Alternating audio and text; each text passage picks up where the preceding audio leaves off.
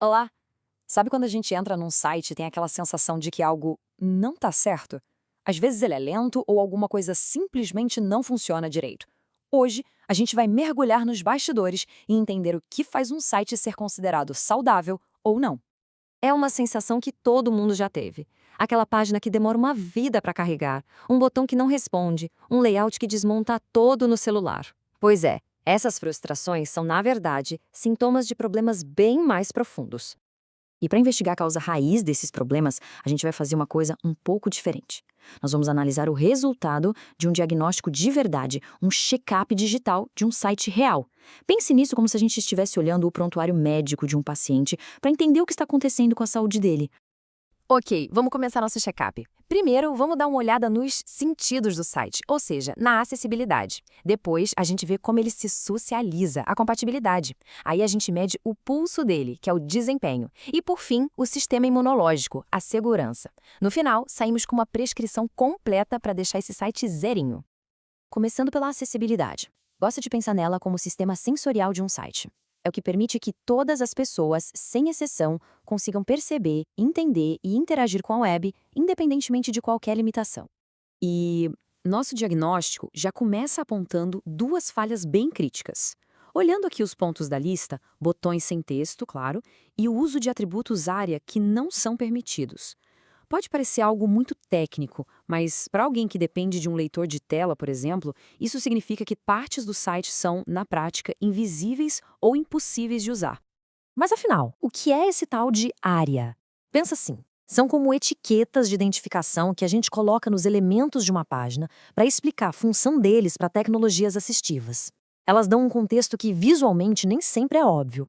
E olha que interessante, o relatório mostra o erro exato. Isso aqui, Area Expanded as False, parece só um detalhezinho de código, né? Mas na prática, isso significa que um leitor de tela não consegue dizer se um menu está aberto ou fechado. A pessoa fica totalmente perdida sem saber o que fazer. Essa analogia aqui é perfeita. Para quem navega com um leitor de tela, encontrar um erro desses é exatamente como dar de cara com uma porta sem nenhuma placa no corredor. É uma barreira. Simplesmente não dá para saber o que tem do outro lado. Agora, vamos para a compatibilidade.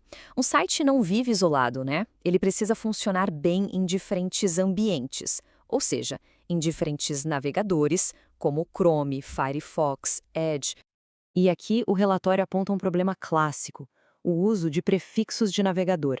Pense nesses "-WebKit", "-MOZ" e "-MS" como se fossem dialetos específicos de programação. O que funciona super bem para um navegador pode soar como um ruído sem sentido nenhum para outro. Esse trecho de código aqui é um ótimo exemplo.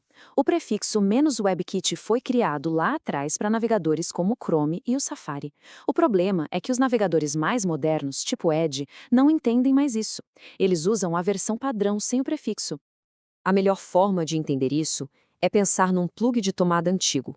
Se você tem um aparelho com um plug que só encaixa num tipo de tomada, ele se torna inútil no resto do mundo.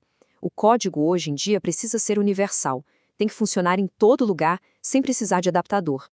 Muito bem, agora vamos falar de desempenho. Se a acessibilidade são os sentidos, o desempenho é o sistema cardiovascular do site. É ele que dita a velocidade e a eficiência com que o conteúdo chega, mantendo tudo fluindo direitinho. E uma das técnicas mais importantes para um bom desempenho se chama caching. O relatório apontou que muitos arquivos desse site não estavam sendo guardados em cache. Mas o que isso realmente significa na prática? Bom, o processo é bem simples. Na primeira visita a um site, o navegador baixa tudo: imagens, códigos, estilos. Com o caching ativado, ele guarda uma cópia disso tudo. Na próxima vez que a pessoa acessar a página, em vez de pedir tudo de novo para o servidor, ele só usa as cópias que já estão ali. O resultado é muito, mas muito mais rápido. A analogia aqui é fantástica. Imagina um chefe de cozinha que, toda vez que prepara um prato, joga a receita no lixo. No pedido seguinte, ele tem que ir até a estante procurar a receita de novo, do zero. Parece uma loucura, né? Pois é exatamente isso que um site sem cache faz. Um trabalho repetitivo, desnecessário e, claro, super lento. Chegamos na nossa última área do diagnóstico, a segurança. Pense nela como o sistema imunológico do site. É a defesa que protege tanto o site em si, quanto os dados de quem o acessa contra todo tipo de ameaça. E a nossa lista de verificação de segurança já acende alguns alertas vermelhos. O relatório encontrou cookies inseguros, alguns cabeçalhos de segurança que estão faltando e problemas com uma coisa chamada CORS. Cada um desses itens, acredite, é como uma porta digital deixada destrancada. E a solução, às vezes, é surpreendentemente simples. Olha só, a diferença entre um cookie inseguro e um seguro é literalmente uma palavra, secure. Mas essa única palavra funciona como um túnel blindado, garantindo que as informações só vão trafegar por uma conexão segura, criptografada.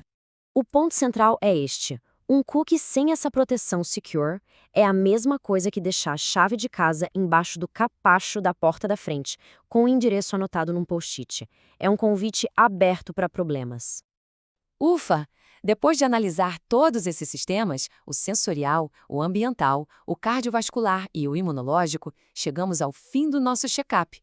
Agora é hora de escrever a receita, a prescrição para um site muito mais saudável. Então, com base no nosso diagnóstico, aqui vai a prescrição para um site saudável. Primeiro, empatia, construindo para todo mundo com acessibilidade. Segundo, universalidade, usando um código que funcione em qualquer lugar. Terceiro, eficiência, otimizando a velocidade para respeitar o tempo das pessoas. E por último, e não menos importante, vigilância, trancando todas as portas digitais para proteger os dados. E tudo isso nos leva a uma reflexão final. Da próxima vez que um site parecer meio quebrado, talvez seja possível imaginar qual desses pontos da nossa lista de verificação pode estar falhando. A saúde digital é um ecossistema, é complexa, mas entender essas partes fundamentais já é o primeiro passo para a gente construir uma web melhor para todo mundo.